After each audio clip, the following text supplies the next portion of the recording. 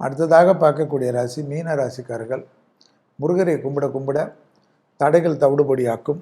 உடற்பயிற்சி செய்யாத மீன ராசிக்காரர்களுக்கு முதுகு, காலு, முட்டி வலி, பாதம், நகங்கள் கூட உடைந்து விழுவதற்குண்டான சாத்தியக்கூறுகள். விட்டமின் டெஃபிஷியன்சி, கால்சியம் டெஃபிஷியன்சி பெரிய உபத்திரத்தை பண்ணும். வார்த்தைகளில் தேன் தடவை வார்த்தை.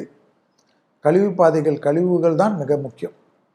மீன ராசிக்காரர்களுக்கும் கழிவுகளுக்கும் தான் தொந்தரவு. கோளர் பதிகத்தை விடவே விடக்கூடாது. அனுமன் சாலிசாவை விடவே விடக்கூடாது.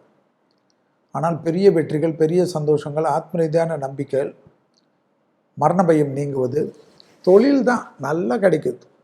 தொழில், உத்தியோகம், வியாபாரம், படிப்பு, புது அமைப்பு, புது கௌரவம். நிறைய மீனராசிக்காரர்களில் மந்திரி ஆகிறதெல்லாம் கண்கூடாக பார்க்கலாம். எம்எல்ஏ ஆகிறது, மந்திரி ஆக்குறது, அரசு உத்தியோகத்தில் டக்கு டக்குன்னு வெற்றி ஏற்படுவதெல்லாம் ஏற்படும். சுபகாரியம் நல்லா நடக்கும். நிறைய இன்வெஸ்ட்மெண்ட் செய்வீங்க.